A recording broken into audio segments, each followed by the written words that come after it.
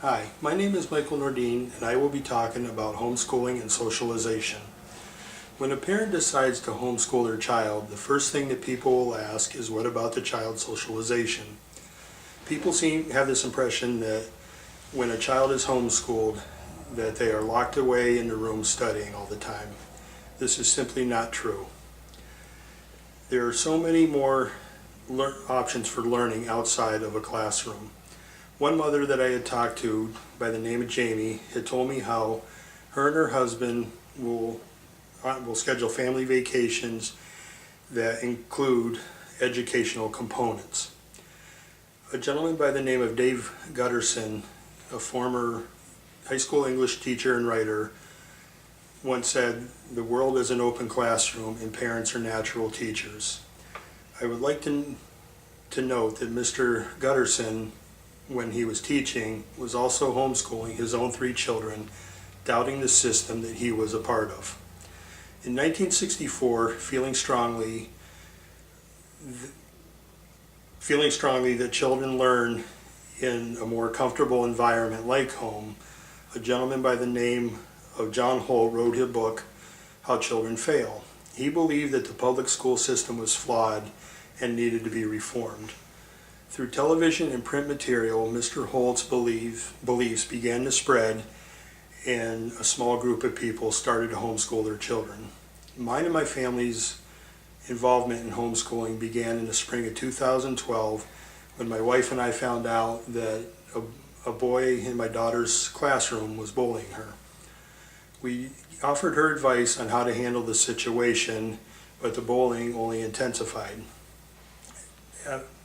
We then went to her school and talked to the principal, a counselor, and her teacher. After being assured many times that this would never happen again, the bullying only increased, with the boy threatening to hurt my daughter. We knew at this point we could no longer trust the school and began to homeschool. With the help of PA Cyber, a K-12 cyber charter school began in 1997. We have been homeschooling my daughter with great success. When my daughter was being bullied, her grades dropped significantly. But since she has been homeschooled, she has been getting A's and B's. Once again, been receiving A's and B's.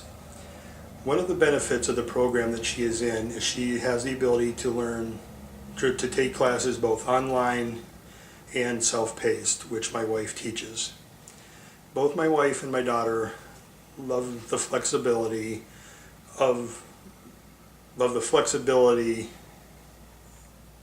curriculum that the curriculum offers.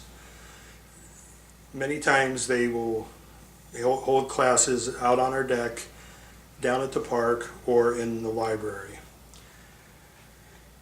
Much like Jamie, who I mentioned earlier, we also try to incorporate educational experiences and vacations with vacations or field trips to nearby attractions. Beyond my own experience with homeschooling, 3 people that I had interviewed gave unique perspectives on their own homeschooling experiences. Jamie Regal, who I talked about briefly, started homeschooling her son and 2 daughters back in the late 1980s. Her reason for wanting to homeschool was because of a lack of faith in her local school system. Mrs. Regal created her own curriculum and joined a homeschooling group to work with other parents who were also homeschooling their children. This was not only beneficial educationally, but also socially. She also involved her children in basketball and soccer, even coaching both daughters' soccer teams. I also met with another mother of 3 by the name of Marissa Waters, who homeschools her 2 boys and a daughter.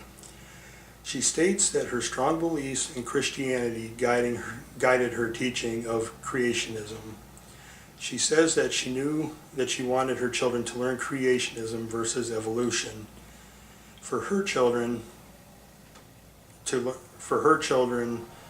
Marissa uses a Christian-based curriculum called ABECA.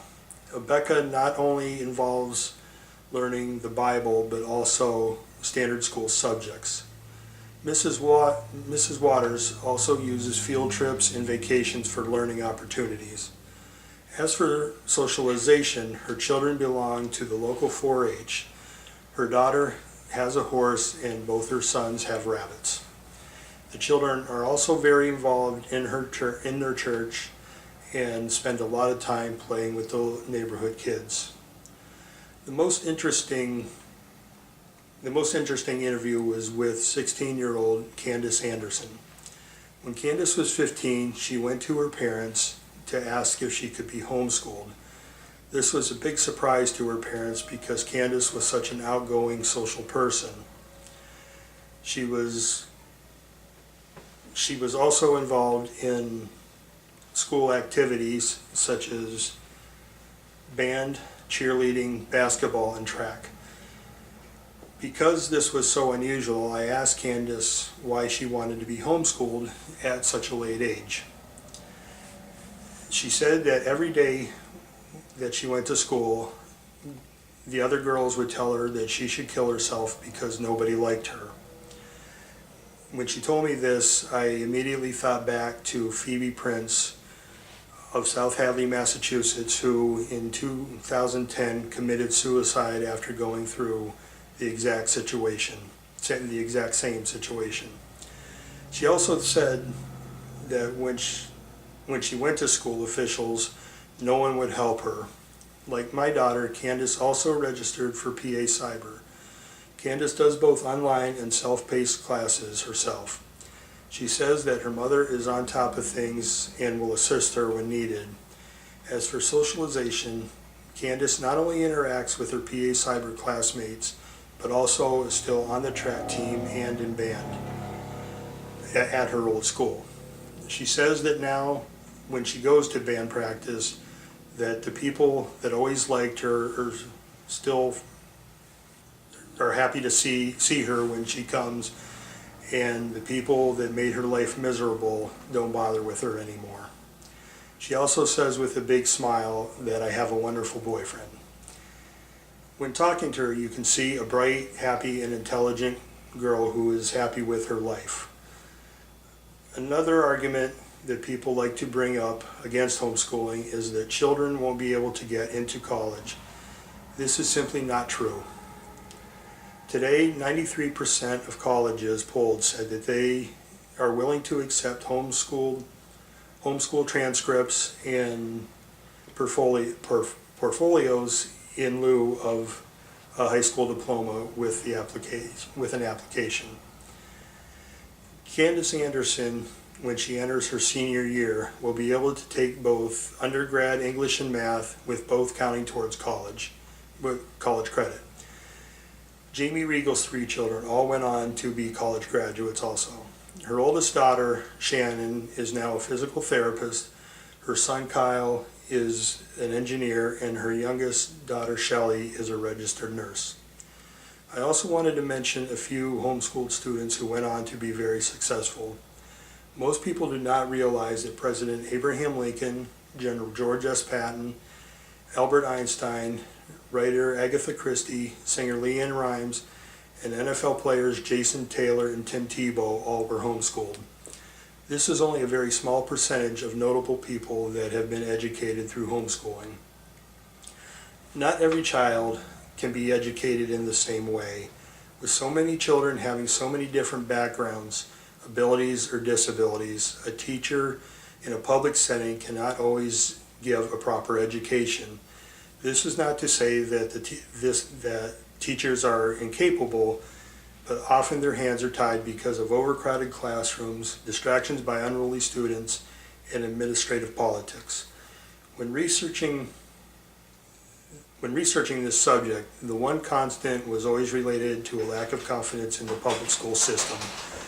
Homeschooling is a great alternative when a child or parent loses that confidence. But whether a family decides that public school or homeschooling is the best option, parents should always stay involved in their child's education. Thank you.